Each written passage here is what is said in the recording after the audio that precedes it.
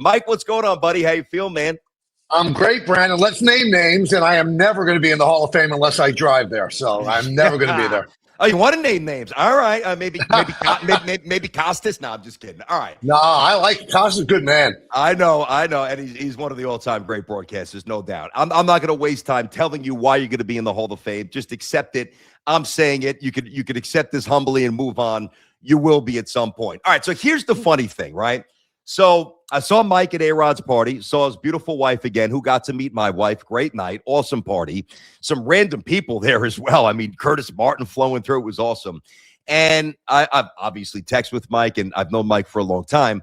And then I said, hey, Mike, shoot me your email because I can hook you up with J-Rod and get the link in for the show, blah, blah, blah. And he sends me back an AOL account. And I have an AOL account. And I get clowned for it. I mean, can you at least tell everybody the reason behind the AOL? It's just really out of convenience because if you get a new one, all the content and the contacts and everything's about pain in the ass. You are an AOL guy, and I'm proud of that, Mike. I'm an OG. You're an OG. That's how I got into the internet. So I had an AOL account. Like you said, that everybody that knows me has that account. So if I change it, then some people might not have a way to get in touch with me. But the funny part about the story, Brandon, up until about 12 years ago, I paid every month for the AOL account, which you used to do when you first got it. Yes. And I was talking to Bob Klotbish, and I think he has an AOL account as well. And he said, "You're paying for it?" I said, "Yeah." I don't want to give it up. He goes, "Just call them and say you don't want to pay for it." I said, "But they'll take it away." He goes, "I guarantee you they will not take it away." I called. I said, "I don't want to pay it." "Okay, you could keep it." So, I mean, I was paying for it for 10 years. I didn't even have to. Well, what a horrendous business model. Pay if you want, don't pay. How do they make any money? I don't know. I mean, is AOL even in business anymore? But somebody's running the emails. Yeah, it's probably a bunch of bots at this point. So let's start here. You heard me doing the St. John's report, the Johnny's report. And a lot of you don't know this. Now, a lot of you do know that Michael started as a writer, always aspired to be the voice of the Yankees. What an amazing dream to have and actually come to fruition. But many of you don't know that Michael was doing Seton Hall radio back in the day, and those were the days. I mean, and you were right after they got to the Final Four, but that was still the apex of the Big East. That was your first big broadcast job, right? Well, I think I got it. I looked it up because you asked me about it. I think I got it right around when I got the Yankee job, which is in 1992. And I did 5 years of Seton Hall.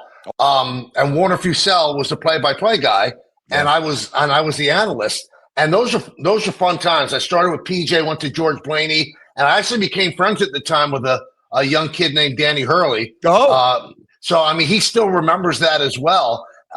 Those are great times. And Warner Fussell is legendary. He's no longer with us. He used to be the voice of This Week in Baseball after Mel Allen. That's right. And he was different, Brandon. Like, he did not have a television. He doesn't know how to drive.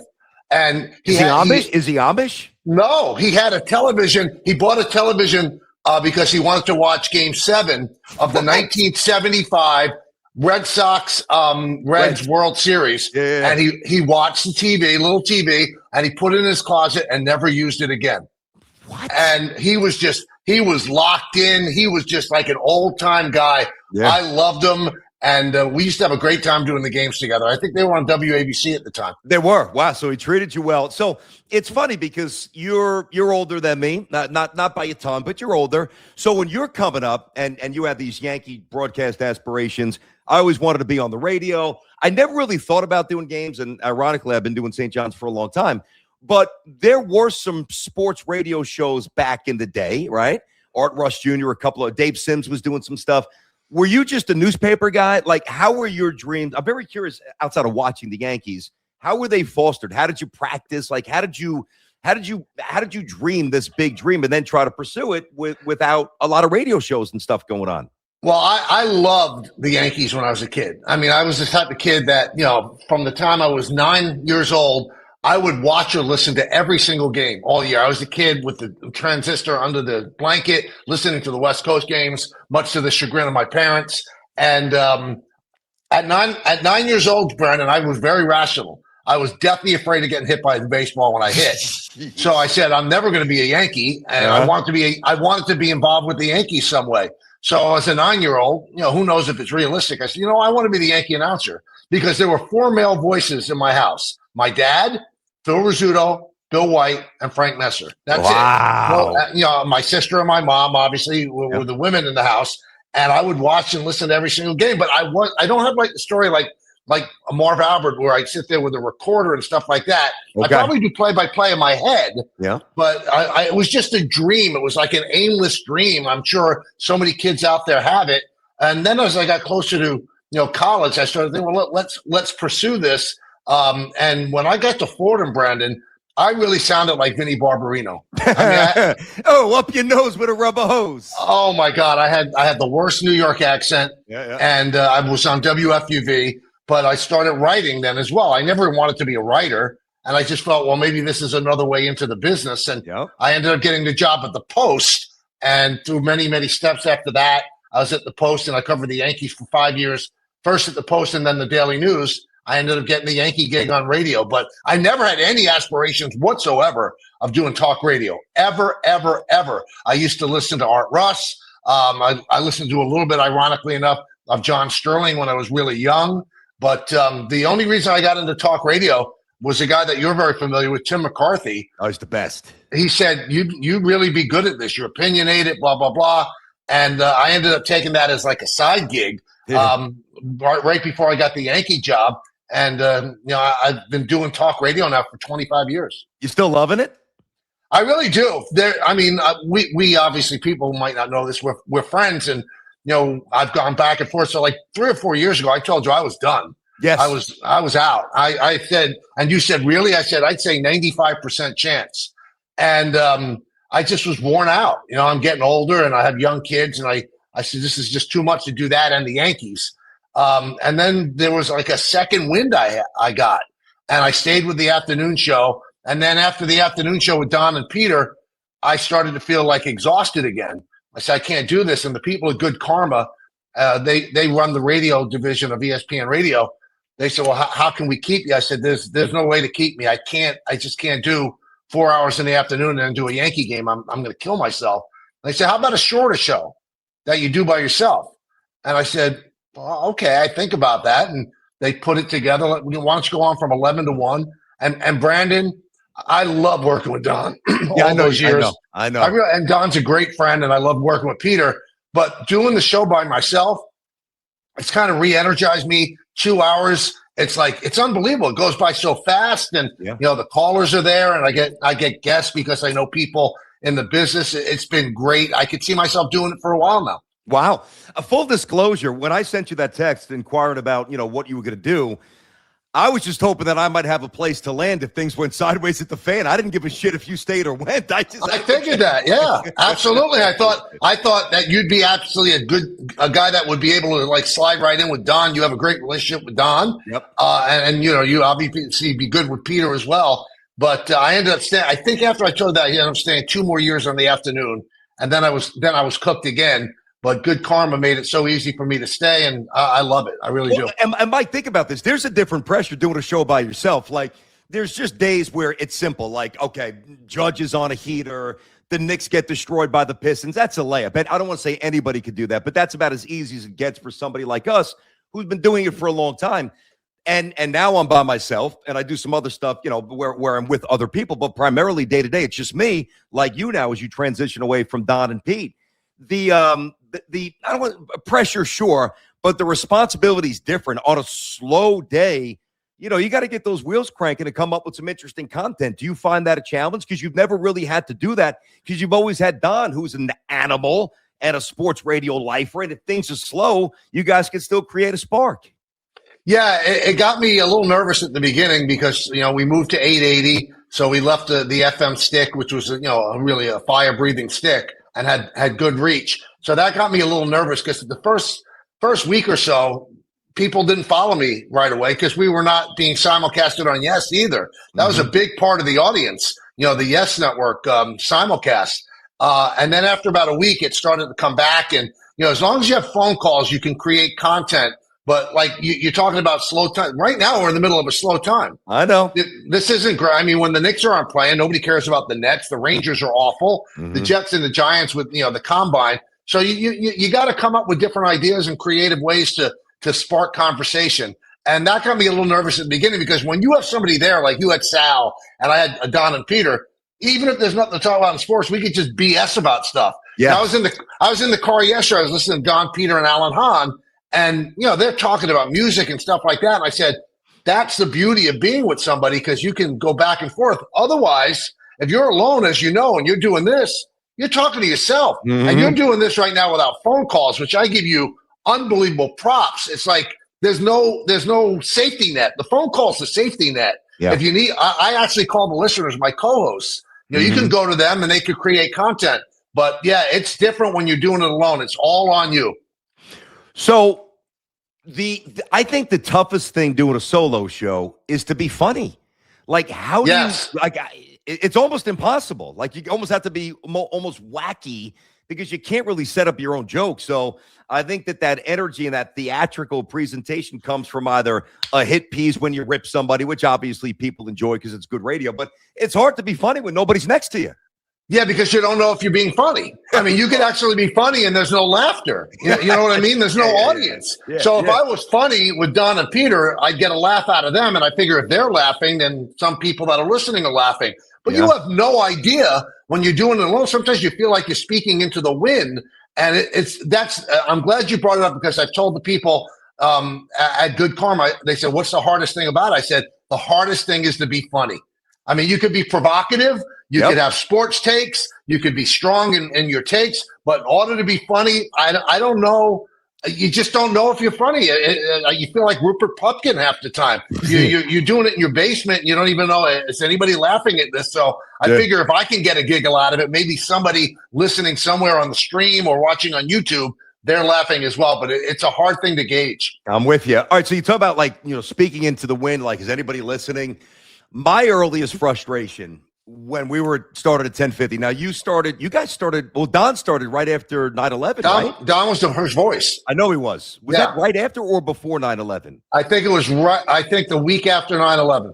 That's what I thought. Okay. And then you come in and I came in April of 2003, Timmy McCarthy, you may love him. One of the absolute best people and programmers and salesperson. He is just a home run human. He's the fucking best. I love him. So the early days of 1050, it was very frustrating because if you look at our roster, we had a lot of guys who went on to do a lot of stuff. Stephen A. came in. You're a star. I'll leave myself out of it. Don's a star. But it was so hard to get traction, and we all wanted to at least compete with WFN because we're all competitive people, and we knew our product was really good, but nobody could hear us with that shit signal that we had. I know it was a massive frustration for me doing night shows, doing weekends. How about you in the middle of the day trying to, make wave? It's tough. It was frustrating because 1050 was not really a strong signal, and I don't think we really took off until we went to 98.7. But we started to get traction at 1050. But just remember one thing: you're going up against the Yankees and the Cowboys when you're going up against FAN. I mean, people grew up on FAN. We see people now where they talk about they're like Gio, Boomer and Gio. He was a listener.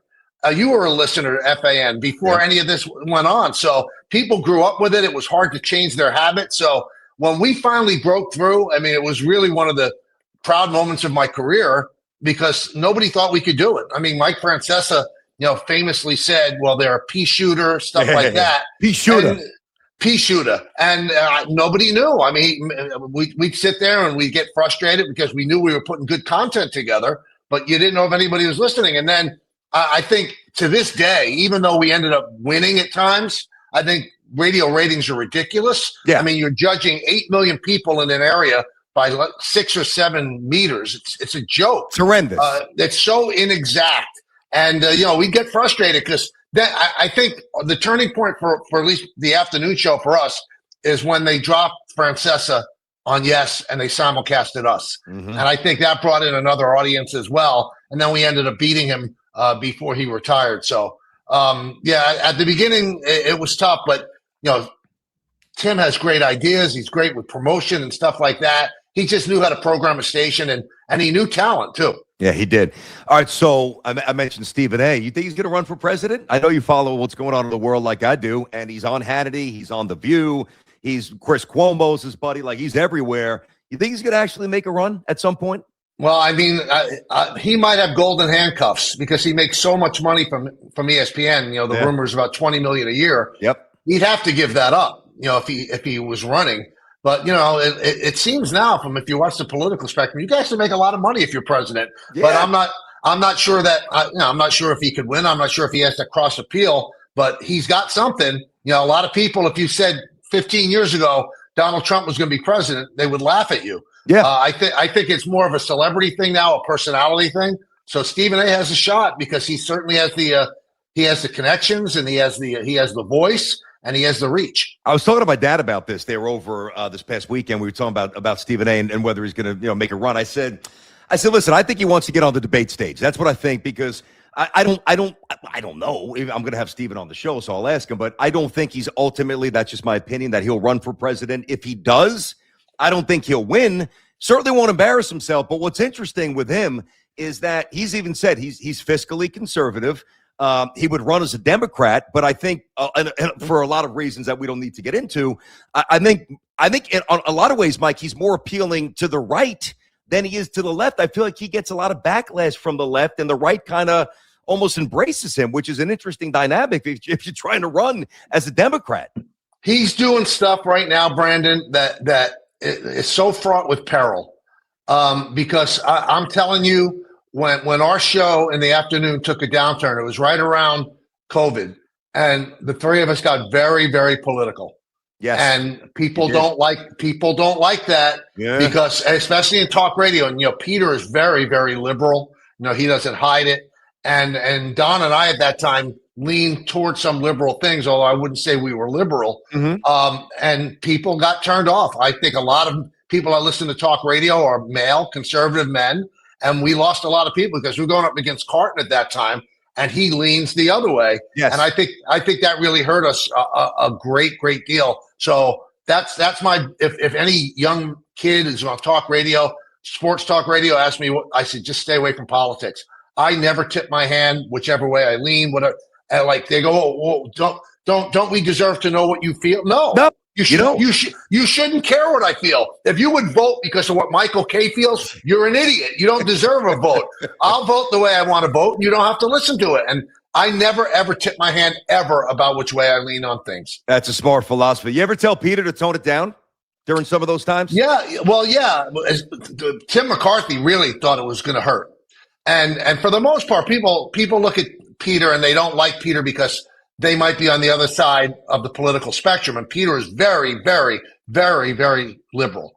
And, after the COVID stuff, and there's so many things that you can lean one way or the other, Tim kept saying, you got to stop. You got to stop. And for the most part, Peter does stop. But it's hard to separate the personality on the air and the guy that's on Twitter because he's also does a morning show with Ebro. And on that, he's very, very open about which way he leans. So he might not talk about it on the sports talk show, but everybody knows which way he leans. But for a long time there, we got away from it. And we got a lot of the audience back. But Brandon, some of them never forgot. I hear you. I got you.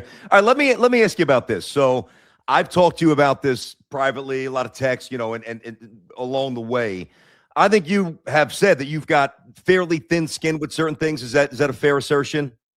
Yeah, it's almost translucent. Okay.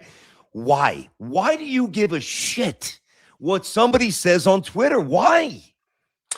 I don't as much as I used to, but I'm not going to lie and say that I totally don't. I'm the type of person that if I'm walking down the street and 99 people say they love me, and then one person goes, "You suck," that's the one that will stay with me. I don't know why. It's some wiring in my brain. Yeah. I don't need one person examining me psychologically. I need to go to Vienna and have a full room of people 24 hours a day. I don't even think they could crack the code. Yeah. Maybe they're self-loathing, maybe they're self-doubt, stuff like that. Maybe there's something in me that has some kind of imposter syndrome where do I deserve to have all the success that I've had? And then there's that one person who says you're not good or you're a fraud. That sticks with me. Not as much as it used to. It used to drive me nuts, and I used to go back and forth at people, which would get me in trouble. For the most part, I'll go back and forth having fun now, but I don't get into any serious back and forth because you can't win. Because if you lay the big punch, right, then they go, oh, look at you, big tough guy punching down. Yeah. And then my answer is, I don't feel like I'm punching down. You're equal to me. Who am I? I'm not better than you. So if you're going to throw a punch at me, I want to throw a punch at you. Yeah. But I know that in the business that we're in, you can't win that. That's why I scratch my head at Kevin Durant, although I understand that Kevin Durant is at the top of his industry, and there are people in their mom's basement with Cheeto dust in their fingers saying that he's not a good player, and it probably drives him nuts. So he does burner accounts and he answers people back. But then but you're Kevin Durant. You're one of the greatest players of all time, but I know where he's coming from. Okay, I'm going to take a stab here at amateur psychologist, all right? Okay. Because you didn't grow up, affluent and the way you grew up, blue collar, Bronx, grinding, scrapping. I think you touched on it, maybe unknowingly to an extent. I think that deep down, you not that you don't think that you should be here, but you've almost kept that Rocky mentality. And I don't mean Rocky when he's in the mansion and he's got all the money. I mean Rocky when he's hanging out with the loan sharks, wearing the leather, hitting a little paddle ball. I think there's a massive chunk of you that you can't like relent. You just can't ignore that. You're just incapable of remembering where you came from, and you perceive a criticism or a shot. You take it probably more personally than most people, and I think it's rooted, again, just to stay up here, you tell me if I'm nuts, I think it's really rooted in the way you were raised and how hard you had to fight to get to where you got. Well, I was raised by, a dad who was really, really tough. And, he used to say, don't take any crap from anybody. I'll tell you a quick story. We used to live on the 8th floor of this 20-story building in the South Bronx. And there was a kid that said something like he was in the parking lot. I was on the terrace, and he said something derogatory toward me. Mm-hmm. And I was up there. I didn't react. And my father was in the living room and heard it. And he said, did that guy just say that? I said, yeah. He goes, well, what are you going to do? I said, well, what do you mean? What am I going to do? He goes, you got two choices. He said, you go down there and you kick the shit out of him. Wow. Or you stay up here and I kick the shit out of you. Those are your choices. That's freaking awesome, man. So I went downstairs and had a fight with the guy. Yeah. I think that you touched, when you say humble beginnings, Brandon, we didn't have money at all. We would be, if you would look at it, you say we were poor. Really? And I never want to be poor again.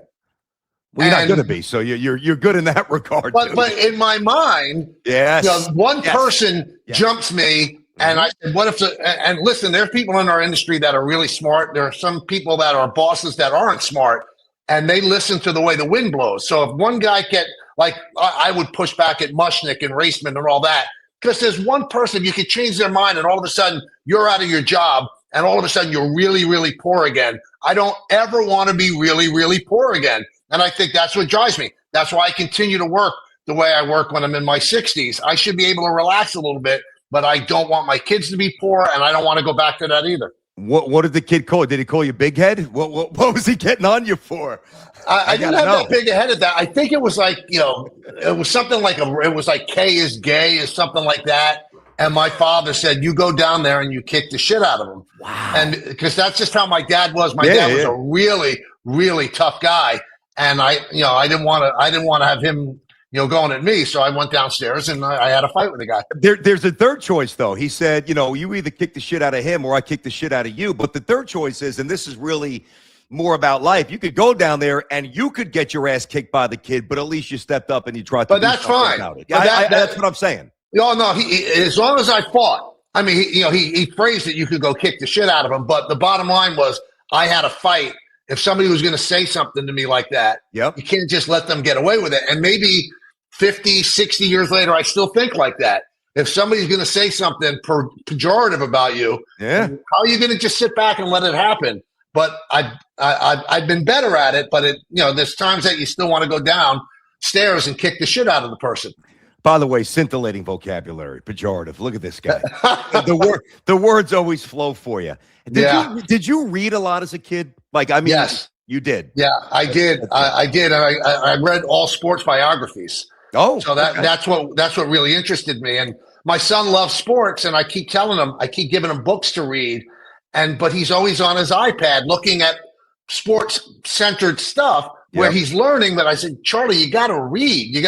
But kids today, I don't know if it's with your daughter and son as well. Similar. They have a hard time sitting down and reading because there's so many other distractions. Yeah, it's funny. My son, they're very different person. You've met my son. You haven't met my daughter yet. You met Colt a couple times. But he is like, he'll still do a lot of old school stuff. Like he'll go in the playroom and he'll just crank up like AC/DC. His music is eclectic, a lot of old school stuff, which is great. He'll even go on YouTube and I'll hear the St. John's starting lineup. And then I'll just hear him ripping down the Nerf hoop, dunking. Like, so he's not on the iPad. Now, we got him a phone, which was a debate in the house, and he just turned 11. We got it. Whereas my daughter is probably a little bit more of a swiper. Not that he doesn't, but I put an end to it. Like, we sit there and we say, parents who say, well, my kid's always on the iPad. Well, take it out of their fucking hands. You're the parent. Like, I don't understand. And I know it's easier said than done because there's such a connectivity to the brain, and there's, doctors can talk about this better than me. And there's such an immediate reward and gratification for swiping and seeing these visual things that explode off of a screen. But any parent who is incessantly complaining about the screen time, do something about it. You're the parent. Well, the thing that we've done, we have a 13-year-old daughter, and Charlie is 11, and she's the only one of her friends that doesn't have a phone. We will not give her a phone. God bless because it's poison. It really is. And we're the Antichrist to her. You're embarrassing me. All of my friends have phones. I said, well, your friends' parents are idiots. And Jody yells at me, and she said, she's gonna tell them. And I said, but I want the parents to come to me. I want them to, and I want them to say, why would you give them? Because there's only bad things on the phone. So the way we relented was so she can have contact with us. We got her an Apple Watch. Yep. And she hates it. It's not cool. It's not cool. I said, but the phone is, can you get in contact with mom and dad if you need to be picked up? And half the time she doesn't wear it. So I said, every day she'll ask for a phone. I said, every day you ask, there's 5 more days that you're not going to get it. So we are the last ones that have held out without giving her a phone. God bless you. The last one. And the other parents go, I don't know how you do it. I said, they're kids. Just tell them no. That's how you do it. That's what I'm saying. Yeah. So I want to go back to something you said before about, the grind and protecting what you have and how hard you had to fight to get it, and that underdog mentality in your dad and everything that's rooted in you. I was thinking about this when I knew you were going to come on the show, and this could be a completely erroneous take or positioning. I don't take this the wrong way. I worry about you when you're done with the Yankees. Like, you don't play golf. I remember you telling the story on the radio once that you played, I think you were doing a Fordham NIT game, and you went and you played golf and you were wearing cowboy boots. So I think wow, okay. You have some memory. Yeah, I remember that, man. I mean, the Bronx kid wearing boots. In West Virginia. That's West Virginia. Yeah. And like Michael K, I know Jody's amazing, and you've got money, you're fine. But like, without a lot of your identity is the voice of the Yankees. It just is. I mean, what are you going to do when you're not doing this anymore? Are you going to be happy? You know what? People always say that, you'd be bored. I'm never bored. If you have an active mind, and there's so many things now that are out there that could, you should never be bored. Things that you could read, things online. There's a constant source of information. I love laying around doing nothing. I think I'd be fine. But I don't think I'm going to keep up the grind of doing both jobs for a long time, but I could see at some point, saying, listen, I'll do all the home games, and I'll go to Boston anytime if I don't have to get on a plane. I hate getting on planes. Yep. So if I can do that, then I do 100 games, like what Howie Rose is doing. Mm-hmm. That's the perfect solution. So you could do it for a long time. Now, I saw something when Noah Eagle said, if I'm still broadcasting at Al Michaels' age, you should slap me. And I shook my head. I'm close with Ian. I don't know Noah. Yeah. Don't say that, man. You don't know. You have no idea. I remember I'm a big Bruce Springsteen fan, and Bruce Springsteen, when he was like 40, I'll never be doing this. Well, you are. You're 70 and you're still touring. So I'm never going to say never. I don't think I'll be doing games at 84 like John Sterling was, but I don't know. I have no idea. If you're in good health, if I was ever going to leave, Brandon, it would have been now because of my kids' age, because I want to see them grow up. And the way I reconcile it is, the show I have now on radio is 1 to 3. So they're in school. I am here constantly during the winter, every single day. How many dads could say that? I'm there to pick them up from school. Me too. I go to all of their events, everything. Yep. I'm part of it. It's during baseball season where I disappear a little bit, and Charlie loves that, and Callie doesn't. But in 5 years or 6 years, when they're both in college, do I want to sit there and stare at Jody all day, or will I still want to work? I mean, she's pretty good looking. Why not? I understand, but after a while, you stare at the Mona Lisa, you're going to look at warts. So yeah.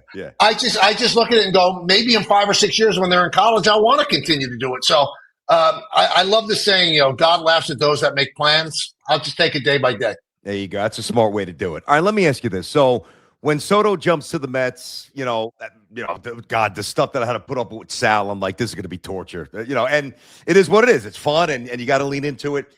I really think, I know that he can opt out, and the Mets can match that in a bunch of years by adding more money, whatever. So if they don't want him to leave, he's not. But I think that they're going to lament that, eventually, like every long deal that is lamentable.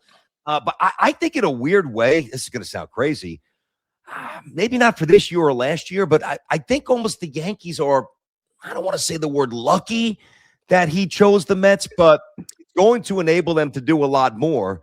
Do you think that that's crazy talk, or is there something to that?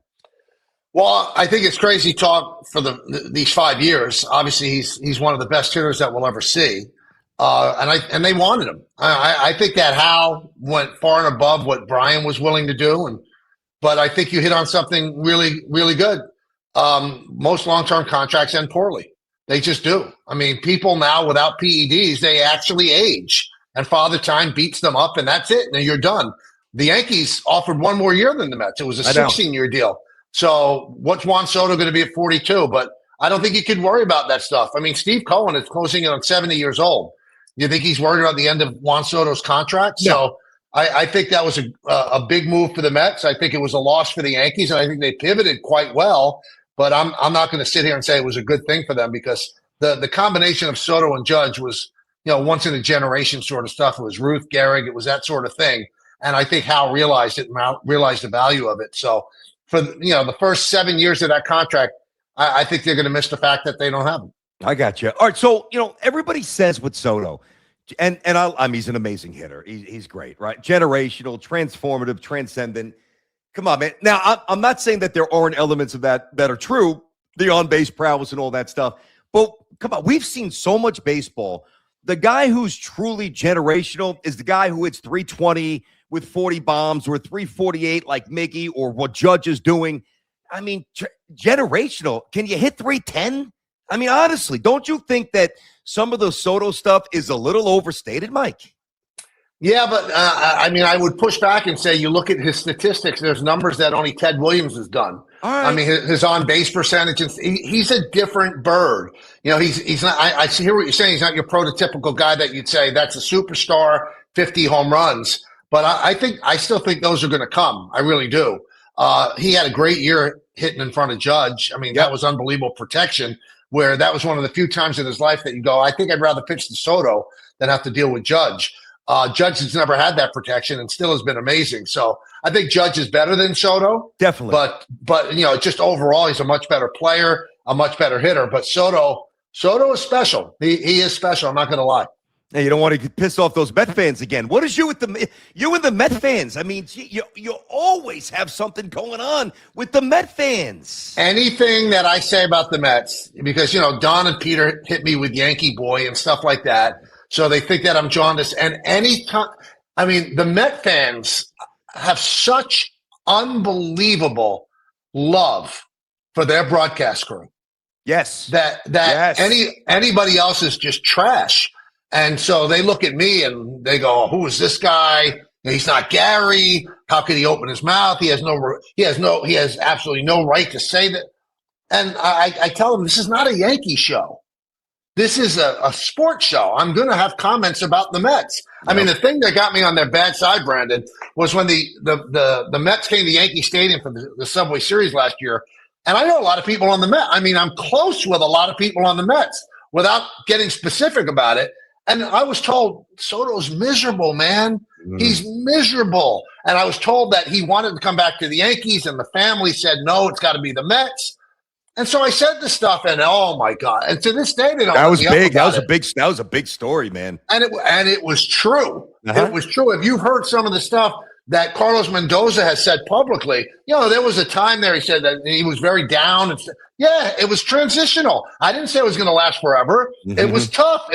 I mean, the Mets are a completely different animal than the Yankees. And if you look at Soto, Brandon, Soto is a businessman. He's very serious about his craft.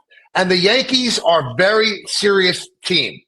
They come in, they prepare, they overwork, they cover every single base. And you go into the Met clubhouse over the years, not just in the last year or so, they're more fun-loving, they're freewheeling and stuff like that. Soto's all about that game, that night, his 4 at-bats. And the Yankees are a perfect situation for him. And he probably realized that.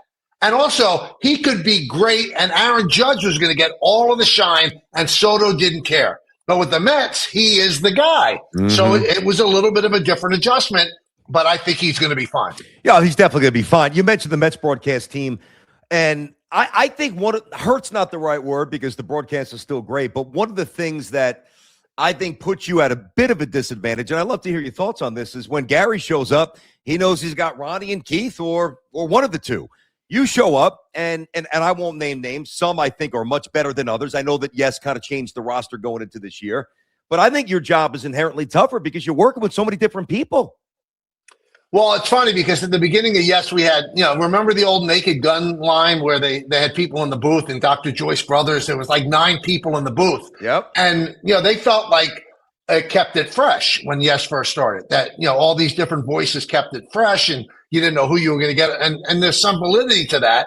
But I think also baseball announcers are like your buddy. You're with them the whole summer. You're with them when you're on the radio on the beach. You're with them in the house at night. And I think sometimes it flustered people a little bit, but I think it worked. People go, isn't it tough on you? Well, that's all I know. I mean, that's all I know. Since I went into TV, that's all I know. This year, it's going to be different. It's just going to be Coney, O'Neill, and Girardi. That's it. It's just going to be 3 guys in the booth. And so when you tune in the game, you're going to know it's going to be one of those or 2 of those guys with me. And for 15 games, it's going to be Rucco. So I just think that people like Gary, Ron, and Keith because it's a great booth. But it's funny because I think Met fans love their broadcasters actually more than they love their team at times. Can you blame them? Half the time, the team sucks. Well, the funny part is Gary is a fan, and he's very critical. And I think he's the voice of a lot of Met fans. Yep. Like, so when he gets ticked off, it's obvious that the fans are ticked off as well. So I think that they feel closer to the broadcast team than they do to the team. Yankee fans, I think they like the broadcasters. I think they like John. I think they like me, but we're not their be-all, end-all. I think Met fans would actually go to war for Gary, Ron, and Keith. Yankee fans aren't like that. They're just not. There's a lot of truth, I think, that comes out of that. I don't disagree. All right, let's get to Judge here. Listen, I was doing something on the show the other day, and I was trying to find the origin of, like, when legacy conversation entered sports radio and everybody's vernacular. And I actually, to me, it's not so much Michael Jordan, LeBron. To me, it's really Tiger Woods and Jack, because Tiger was doing what he was doing before LeBron burst on the scene. That's just my opinion. I don't know if it's right or wrong. And, one of the things that has spawned from legacies, if you don't win a championship, you can't be considered an all-time great. Or if you get 2 championships as a quarterback, you're better than the guy who had 1, even if he was a lot better as a player. I hope he gets 1. If Aaron Judge never wins a World Series, I don't want to hear from any, including you. I don't want to hear from anybody that he's not Ruth, that he's not Mantle, that he's not Derek, that he's not DiMaggio, that he's not Yogi Berra. There is nobody on this planet that can tell me that those guys were better than Aaron Judge. I don't want to hear it. Well, it's funny. On the show yesterday, I talked about how he's underappreciated. He really is. As great as he is, I think he's part of the furniture, and we take him for granted. And on the radio show, I get a lot of but because he hasn't won a championship. Now, I think he shut a lot of that up last year when he hit 600 in the postseason. You couldn't get him out. But here's the way I look at it, Brandon. Yeah, you want to have that title. I know that. I know that's a big part of things. But I can't put that all on one person on a team sport. If you don't win a grand slam in tennis, it's on the tennis player. Nobody else. If you don't win the Masters or the U.S. Open in golf, It's on Phil Mickelson. It's on Rory McIlroy. If they don't win the World Series, you can't say it's on Aaron Judge. You can't say it was on Don Mattingly. Don Mattingly didn't have enough pitching on that team. I mean, one of the greatest hitter of all time is Ted Williams. Yep. He didn't win a World Series. Ernie Banks didn't win a World Series. I'm sorry. Yeah, is that a line on his resume that would be empty? Yes. It's not his fault. No. It's not his fault. He's been as great as you could possibly be. I agree. And listen, I think that there's also an elevation or like a romanticizing. And listen, Willie Mays might be the greatest of all time, and Ernie Banks, other names that you mentioned, Ted Williams, the greatest pure hitter. But people are very selective. And I went back and I looked at the numbers. Like everybody, like there's never a bad word, not that there should be, said about Willie Mays. Willie Mays, small sample, granted, had a sub 700 OPS in the postseason. You know, Ted Williams obviously was flying planes, fighting for our country. So he missed time at his prime with World War II, and he had a limited sample as well. His postseason numbers were not very good. Like there's an illumination, there's a penalty to me of being a modern athlete. Everything was better back in the day. This guy was better. That was better.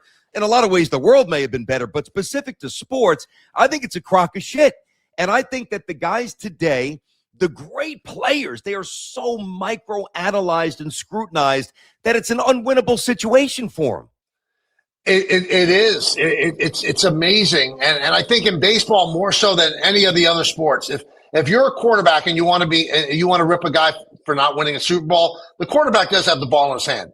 If you want to say, well, LeBron hasn't won as many championships as Jordan, he does have the ball in his hand at the end of the game. In baseball, and I think this is a flaw in baseball that hurts it, the best players on the team might not come up in a game where you're trailing by 1 run in the ninth inning. And by the way, Mike, even if they do, you might walk them.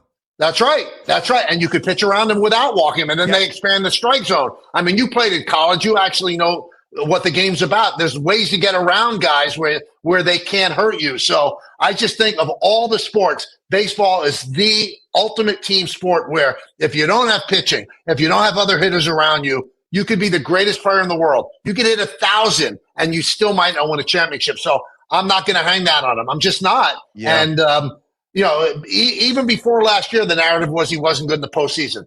He had a lot of big hits in the postseason. The home run off of Clase was a huge hit against the Guardians in the year that they went to the World Series. So with Stanton as well. That was phenomenal. Absolutely. So, and then last year he finally did it all, hitting 600, but it still wasn't enough. Because you know why it wasn't enough? Because Rodon and Fried got slapped around in the series against the Blue Jays. So if they had done their job, maybe Judge would have been in the ALCS against the Mariners, and then he gets to the World Series again. We have no idea. So he's one of the greatest players that we'll ever see, and I think he should be really greatly appreciated. And he's about as high a character person as you could possibly have. He is tremendous. All right. And it's unbelievable, too. Yeah, the big thing yesterday, he was getting ripped. He didn't give a great emotional speech. Come on, that's what I'm saying. First of all, he's not Winston Churchill, okay? And the guy who's beloved in New York City is Derek Jeter. Derek Jeter was not that guy either. Nope. And everybody said, "Oh, what a great leader!" And he was a leader because people could follow the way he worked. But the guy who was his consigliere was Posada. I mean. You can be a leader, but you have to have a guy who will get up in somebody's face and grab him by the neck. That was Posada, but Posada didn't have the captain's title. So I look at that stuff and I laugh at it. They tell him stand up and say something to the team. First of all, he doesn't even know all of them. So is he going to give a fire and brimstone speech? But again, we're always looking to pick apart everything about a guy who's about as close to a perfect player as we've seen. Yeah, there's no doubt. I mean, he does everything. And the other thing, too, I got a couple of quick hits before I let you go. All Yankee stuff, right? Some roster things and quick projections for the year. But you think about like the 77, 78 team, they couldn't stand each other, but Thurman was an ass kicker. Lou, Nettles, I mean, they held each other accountable. Goose, right? Obviously, the dynasty teams, 96 and so on. Tino was an ass kicker. Posada, the 2 championships after. Girardi was the catcher. O'Neill was a firecracker. I don't know. First, I don't know if the Yankees are good enough to win the World Series. Right now, I don't think that they are right now. If Cole comes back healthy and that could change things, I don't know if they got enough dogs on the team. Do they have enough of those guys that, when things really get tense and tight and tough and they got to shred somebody in the clubhouse or there's a fight or anything, do they have enough of those guys? I don't think that they do. Do you? I think that's a little overblown because if you look at the Dodgers, who's the DAWG on the Dodgers? I mean, they're just really good players. So I just think that when you show up in postseason, people think you're a dog. And if you don't show up in the postseason, people think you're a DOG. So I don't know what to say. I think they're good enough. I think that if they played a cleaner game, they would have been the champions in 2024. Game 1 and game 5 turned the whole series around. Mm-hmm. I think they're good enough to win the American League. I don't worry about the Dodgers until you get to the World Series. Let's say they win, and right now I've got them low 90s. That could be more with the pitching because I think the rotation could be the best in baseball by middle of the season forward when guys get back in and they reclaim their stuff. And I love them, and I love them, and I'm friends with them, and I know you love them as well. If there's a quick bounce from the postseason, is this it for Boone this year? It could happen. I mean, I think it could happen. He has only 1 year left. Hal doesn't like to pay people for not working. Mm-hmm. And I never thought he was going to be let go last year. People on my show, I don't know if it was like this with you and Sal, in order, they hate Cashman, they hate Boone, and then Hal. Yes, that's the order. That's the order. That's universal. That's the order. And I think the Hal criticism is ridiculous. Oh, he's cheap. He's not cheap. Oh, he doesn't want to win. He desperately wants to win. He's just not his dad. That's a hard act to follow. I think Boone's a good manager. I think it's tough to win. I think it's just really, really, really tough to win. And sometimes he's had imperfect teams. I think if you asked him which one he takes the hardest, it would be last year. Just sitting next to him on the bench before games, in September last year, I've never seen him so pumped up. He thought that team was going to win a World Series. That was the best team he said he's ever had. He said it. Yeah. I know. And so I think he feels the same way now because you add a full year of Schlittler and Rodon, not Rodon, but Cole comes back in June. So he's got to feel the same way again. People criticize him for running it back. Well, if you really loved the team last year, why wouldn't you run it back? So they've run it back and they've added Weathers. And, I think that they did their heavy lifting last year, Brandon, at the trade deadline. That was their offseason. Yeah. They got Bednar, they got Doval, they got Bird, they got Rosario, they got Cobb. They changed the team a lot. And that's why they loved it so much. Yep. They had to. I don't think they felt like they would have had to make a pivot if they lost Bellinger. And I think that the thought of losing Bellinger made them give the qualifying offer to Grisham because they couldn't have lost both of them. That would have been 2 holes to fill. Don't get me going on Grisham. I know what he did, 34. I know. He can't bat leadoff. There's no way in any universe Trent Grisham could be the leadoff hitter on a team that's going to win the World Series. You just can't have it, Mike. He can't be the leadoff hitter I just think team. But I think leadoff hitters are different than they used to be. I know. Not for everybody. Not for the Dodgers. They got Ohtani. The Yankees have Grisham. Yeah, I told Boone about it. He goes, well, who do you think should lead off? I said, somebody like a Ricky Henderson. He said, you just brought the greatest leadoff hitter in the history of baseball into the conversation. That guy doesn't exist. We don't have Ricky Henderson. He said, of all the people we have, we think that Grisham is best suited to lead off. Yeah, I respectfully disagree. Boone tells me that he'll text me. He's like, when I'm getting on Grisham, and I love the guy, but I'm never going to agree with him on that. All right, couple of quick hitters. This one's going to be easy because I know the answer. Jones not making the team, right? No chance? Zero? No. None. Okay. What about Dominguez? No. That's good. You see, that's what fucking drives me nuts about this. I know he doesn't hit as a righty. I know he was a bit of a butcher in the outfield. He stole 20 bases. He didn't hit 209. He basically hit 250. I thought there'd be some more easy power last year, which I think will come this year if he ever gets called up again. But to me, that is one of my fundamental inherent issues with the Yankees. They either overvalue prospects, right? Or they just don't give guys enough of a runway to show what they got. How are you going to send? I think that you're right, but how are you going to justify sending him to the minors? He's a major league player, Mike. He is a major league player, but you've got $22 million into Grisham, $42.5 million into Bellinger, and then there's Judge, and then there's no place to play him. So the reason why he goes to the minors, you're going to retard his growth if you bring him into the big leagues and he has 125 plate appearances. That's not good for him either. He's only 23 years old.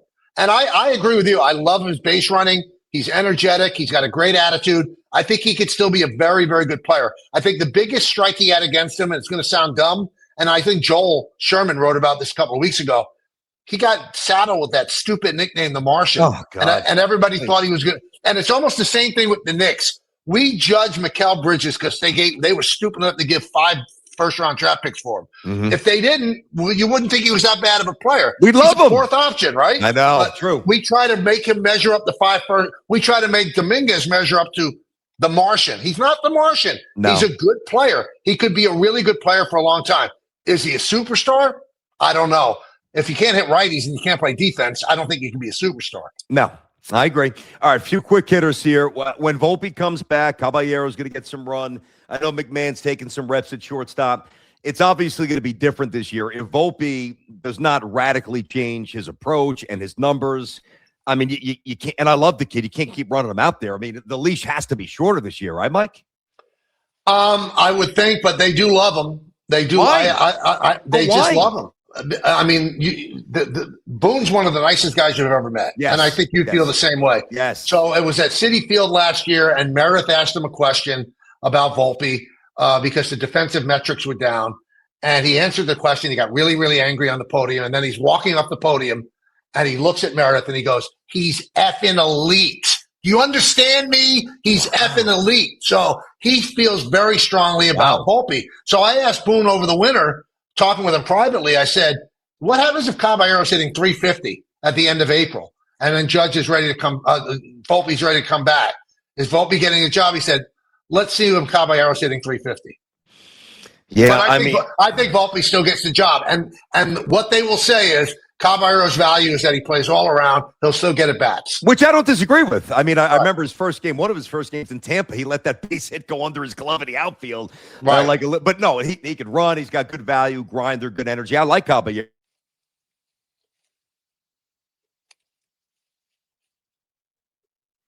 Heard from people in the Yankees. I don't claim to have the contacts that you do, obviously. But there's no way they are going to sign Jazz to a long-term extension. The element of trust is not quite there. I agree with that. He's always swinging for the fences. It's one thing to aspire to go 50-50, but what are you leaving on the table in terms of on-base and average as you pursue that? I don't think he's going to be with the Yankees many more years. Do you disagree with that? Well, when I did a spring training game with Girardi last week, and he said the 50-50 scares me for the reason you just said, because then you're not going to do the things that you should be doing. Yeah. He said just accept being 30-30, and if you can get to 40-40 and still be that player, that's amazing. Jazz might be the best athlete on the team. I don't disagree. He's phenomenal. Great athlete. But he's very, he's a different bird. And when he came out in spring training and said that he expects an 8 to 10 year contract at $35 million a year, okay, he's not getting that from the Yankees. And remember one thing, Brandon, not getting that from anybody, Mike. When they got him from the Marlins, there wasn't many teams lined up to get him. I know. The Yankees took a chance and said, "Listen, you could be yourself," and I think it's worked for both parties. He's been great with the Yankees. He really has. But there's no way they would commit to 8 to 10 years of that kind of money. Over under, just give me quick answers. Over under, Austin Wells, home runs, 25 or less. I think he's going to hit 24. Judge is healthy. Does Judge hit 55 or more? That's so hard to do. I'd say he hits 53. Garrett Cole, does he look at some point this year like the old Garrett Cole, like Cy Young? Yes. I agree with that. Cam Schlittler, who does he remind you of? That's a tough one because if he was a lefty, maybe Randy Johnson. It's like, because he's longer. That's a tough one. I don't even have a real great comp. Anybody pop into your head? Almost like just features-wise, Mark Fidrich going way back. The Bird. Yeah. But wow. I think Schlittler could be really special. I don't think he's a flash in the pan. The only thing that could get in his way if he's not healthy. Yeah, I actually think between Schlittler and McClain with the Mets, like, listen, back in the day, like when people would walk up and buy ticket sales, like when Fernando was pitching or Doc Gooden, I don't know if it's quite going to be that way because both stadiums are pretty much always full at this point. The Mets fans showed up last year and the Yankees are always there. But when those guys pitch, it's going to be like a rock concert. I think they're both the real deal. I totally agree. To me, I don't know if it's going to happen right away. Ben Rice should be hitting third. I think Ben Rice is a future star with the bat. Where are you at with that? So if he's hitting third, where's Judge hitting? Cleanup or second? You can put him 2 and then put Beldy. I know you got lefty. If you go Rice and then Beldy 4, but how about this? How about Bellinger hit first? I know that they won't do this, but more so than Grisham. Beldy 1, Judge 2, Rice 3, Stanton 4, and then fill things out from there. Why not? Not bad. I have high aspirations for Rice. I think he could be really, really outstanding. The Yankees have a diamond in the rough. Yes. I never like to hit, even when it comes to Grisham, getting back to what you said, 34 home runs. And if you put Bellinger at the leadoff spot, he had 29 last year. I said this to Boone. I said, why do you want a guy who's leading off, being a home run hitter? A quarter of his at-bats during the year, he comes up with nobody on. A quarter of his bats, just leading off the game. What he said, well, you can also get out to a 1-0 lead in the game. I said, yeah, I get it, but you're leaving a lot of RBIs on the table. I mean, they played around with Judge leading off too. I don't want that. I just don't want, because if there's a weakness to the Yankee offense, the bottom of the order is not as stout as the beginning. That means that the leadoff hitter is coming up without anybody on base. True. We all know it's Bobby Mercer, your all-time favorite Yankee. Rest in peace, Bobby. I would assume Donnie's too. Who's your next favorite Yankee all time? That you watched play or covered, not like Ruth or one of those guys. Wow. Probably Thurman. I never saw Thurman play. You know what's ironic about that? I never recollect watching Thurman play a game. I just don't. I was 5 when he passed away and when he was killed in '79. But what I do remember very vividly, like it was almost yesterday, sitting on my parents' bed and watching the ceremony. I guess it was on PIX at that point, and seeing the empty home plate, and then Bobby having the game winner off. I think they were playing the Orioles that night, if I'm not mistaken. Yeah. And isn't that crazy? I never and I remember watching like a little bit of Reggie, like little snippets of Nettles and Guidry and Goose. I don't remember Thurman ever taking an at bat, but I remember the ceremony when he got killed.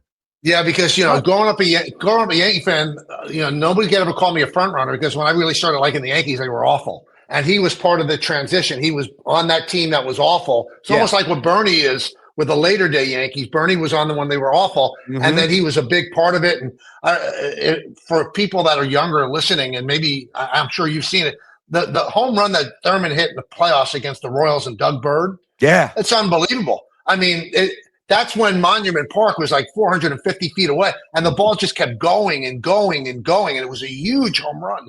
And that's one of those guys, Brandon, that I'm glad I didn't cover, because he was really prickly. Yeah, I've heard. He's not great with the media, so I'm glad I got to just enjoy him as a fan, and I've become really close friends with his wife, who is the sweetest woman that you'll ever want to meet. And she keeps his memory alive with his foundation and stuff that. Yeah. But I never really got to know Thurman at all. I love when I see her getting the flowers at Old Timers. Diana, right's her name? Diana. Yeah. Are you a Reggie guy? Do you like Reggie? I liked him as a player. He's, sometimes he's difficult to get along with. There are times that I talk to him and like you just go, I'm talking to Reggie Jackson. It's so great. Yeah. And there's times that, he gets in moods and stuff like that. But, I think he was an unbelievable player. He's one of those guys, though. I just don't think that somebody who played 5 years for a team should have the number retired. But I agree. He does have the number retired. Yeah, we're getting a little soft with this. Now, I'm not going to disparage CeCe, but you could even make I don't know if you could make a little bit of a case that even that's like, what? Come on. Well, he did win a championship with them, and he was with them longer than you would think. I think it was 12 years he was a Yankee. He was a big part of that team. So I don't have that much of an argument about because once you start retiring guys that you've put up on that wall that they're not Ruth, Gehrig, DiMaggio, Mantle, Whitey Ford, then I think you've opened the door for guys like CeCe and Paul O'Neill and Posada and Bernie to get in. There's a lot of people, I think only people are in the Hall of Fame that won championships should be up there, but they've gone beyond that. Fair enough. All right, last thing. So I'm sure you passed this for the most part, but when there's a big moment and the whole world's going to hear you call, the strikeout or a judge is up, guys on World Series, do you get nervous? Like in your mind, you're like, man, I got to nail this. Have to. I do. And I not for the reason that you think. I get nervous because that call is going to be attached to that person for the rest of their life. And if I screw it up, it's going to be that I screwed it up. That's going to be part of the conversation rather than just their greatness. The last time I felt like that was Judge's 60-second home run. I mean, I didn't enjoy that at all. I was nervous. You can't blow this. You just can't. People were sending me emails, of calls that I never plan a call. I just think that you screw up if you do that. Yeah, I've heard you say that before. I believe it. Not everybody does, but I've heard you say that. Yeah, and and there are great broadcasters in our industry that you could hear it. They plan the call. I mean, it's written down on a card in front of them. Yeah. I've never done that, and luckily I haven't fouled anything up. But the judge one, I felt more nerves about that than even doing World Series games. And the best compliment I got was he hit the home run. It was the day before the last game of the year, and we were in Texas. And I went down to the clubhouse that day, and he was talking to a couple of reporters. And he told the reporters, "Excuse me," and he walked up to me. I was in the middle of the clubhouse. I didn't go down to talk to him. I just went down to and he said, "You did a great job on that, and I really appreciate that." Oh, that's awesome, man. That meant the world to me because I don't want to screw up their moment by being stumbling or bumbling or saying something stupid. So I'm not looking to be the story at all. I just don't want to be the story on the negative end where I take away from their shine.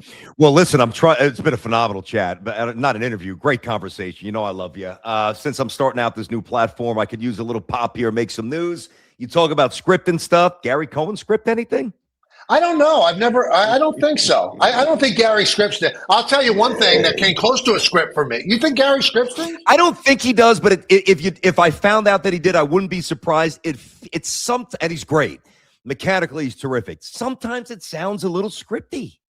Yeah, I've never sensed that with him. Okay. I sensed that with some national guys, which I'm not going to disparage them. But the closest I ever came to scripting things was Jeter's 3,000 hit. Yep. Now you're going to think I'm out of my mind. Well, you are. That was something that was on my mind leading up to the time, but I didn't want to script it.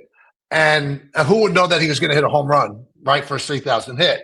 And the night before, I'm sleeping, and I'm dreaming that he hits a home run for his 3,000 hit. I have a dream, and I'm announcing the game in my dream. Jeez. And in my dream, when I'm announcing it, Brandon, I say history with an exclamation point.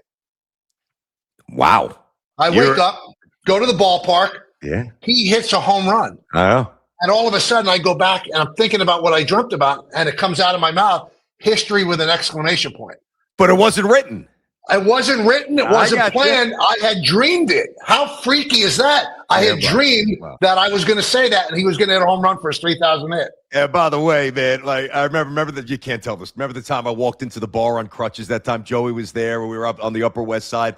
I know, and I remember I said something when I walked in the bar. You know the story that maybe you're forgetting it. So I say that because talking about your dreams, I know you off the air, and you're a freaking crazy cat in a good way. So I'm sure some of those dreams are fucked up. Not just the Jeter home runs. We got to get some other of those dreams on the record at some point, but I'm going to let you go. I have to go myself as well. I got to get out to St. John's and record the show with Rick. So I can't thank you enough, dude. It's been a pleasure. It's been an honor. I consider you a friend. It was great seeing you at Alex's party. And, the trolls, fuck them. Everybody knows that at this point. Just keep doing what you do, and you're going to be in the Hall of Fame someday. Don't even answer that. You're going to be. Well, I will tell you this. Just give me a second. I am so proud at the way you've pivoted.